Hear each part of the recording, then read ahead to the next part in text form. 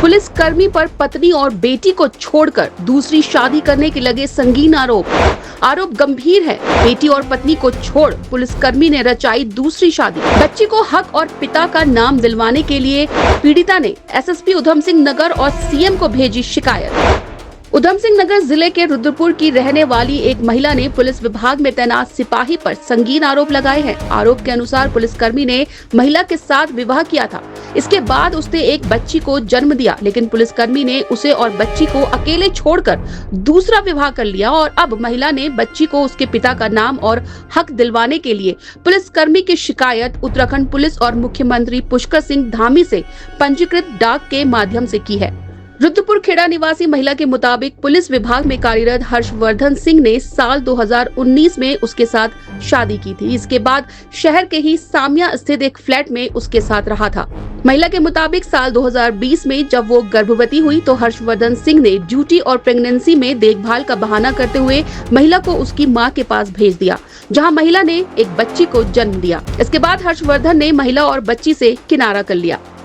मैंने जिससे शादी करी थी उसका नाम हर्षवर्धन सिंह है और वो ही मुझे आजकल परेशान कर रहा है। आजकल क्या, शुरू से ही जब से मैं अपनी बेटी को लेके यहाँ पे हूँ तब से ही मुझे धमकियाँ भरी फ़ोन आता है। हिमांशु सरकार से फ़ोन करवाता है और कहता है कि बल्कि ये जान से मार देंगे। मेरे से उसने शादी करी 2019 में शामिया में करी, मंदिर में। बेटी मेरी हुई 9 तारीख महीना 11 2020 को हुई मेरी लड़की। हर्ष ने कभी हमें पूछा भी नहीं मुड़ के कि भाई कैसी है, कहाँ है, मेरी लड़की कहाँ है। ऊपर से हमें कहता है कि मरवा देंगे तुम्हें हम। वो पुलिस में है, रुद्रपुर में पोस्टिंग है उसकी। पुलिस से मैंने शिकायत करी थी, मैं एसएसपी ऑफिस गई, तब भी इतना प्रेशर बनाया हमारे पर कि केस वापस लो। मेरी मम्मी को आके घर में इतनी धमकियाँ दी कि अपनी लड़की से कहो केस वापस ले। मेरे साथ जो भी फोटोज थी, जितना मेरे पास डाटा था, सब एसएसपी ऑफिस में मेरे से डिलीट कर लिया गया। एक बबीता गोस्वामी करके एक पुलिस वाली थी, उसने मुझे थप्पड़ मारा वहाँ बुला के। थप्पड़ मारने के बाद मेरे हाथ से फ़ोन छीन लिया गया। वो फ़ोन मुझे 1 हफ्ते बाद रिटर्न दिया। जब उस फ़ोन में से सारा कुछ डेटा उन लोगों ने डिलीट कर दिया, तब जाके मुझे वो फ़ोन दिया मेरा। मैं यही मांग करती हूँ कि मेरी लड़की को और मुझे इंसाफ चाहिए, मेरी लड़की को और मुझे न्याय चाहिए। जो मेरी लड़की का हक है वो हक चाहिए। मेरी लड़की को कल के दिन स्कूल में एडमिशन कराना है, उसका बाप का नाम चाहिए, समाज में नाम चाहिए। उसकी लड़की है, उसके लिए उसे खड़ा होना ही पड़ेगा समाज में। मैं अपनी लड़की का अधिकार चाहती हूँ, अपना अधिकार चाहती हूँ। वहीं इस मामले में जब पुलिसकर्मी हर्षवर्धन सिंह से बात की गई तो उन्होंने महिला द्वारा लगाए गए सभी आरोपों को सिरे से नकार दिया। हर्षवर्धन ने बताया कि महिला से उसकी थोड़ी बहुत बोलचाल थी, लेकिन उसने महिला के साथ विवाह नहीं किया और ना ही किसी भी तरह के कोई संबंध बनाए हैं। इसलिए विवाह और उससे बच्ची पैदा होने के आरोप बेबुनियाद हैं, जबकि महिला पहले से ही शादीशुदा है। कुछ नहीं, ये मामला मैं पहली बात तो इस नाम की किसी महिला को मुझे जानता भी नहीं कुछ। हाँ, और 2021 में ये पहले पूर्व में आई थी, इस तरह की पूरा कंप्लेंट बना के किसी एडवोकेट के थ्रू मेरे पे सारे एलिगेशंस लगाए थे। फिर उसमें जांच हुई थी। उस समय हमारे कप्तान साहब के पास आई थी, जो हमारे एसएसपी साहब थे, दिलीप कुमार साहब थे, और फिर उसमें जांच के निर्देश दिए थे कप्तान साहब ने। जो भी जांच हुई थी, बाद में ऐसा हो गया कि ये पीछे नहीं चलो कुछ नहीं, इसने राजीनामा कर लिया था मुझसे कि चलो वो आपसी मनमुटाव में कुछ ऐसी होते हुए ये सब हुआ था। फिर इसने पूरा राजीनामा बना था, जो जिस एडवोकेट के थ्रू आई थी वहीं पे इसने राजीनामा बनवाया कि चलो अब मुझे कुछ नहीं करना है। और उसका वही जहाँ जांच हो रही थी, वहाँ पुलिस ऑफिस में जांच है, महिला हेल्पलाइन में मेरे खिलाफ लिखा था ये सब, वहाँ भी इसने लिख के दे दिया था कि मेरा इस तरीके से कोई लेना देना वो नहीं है।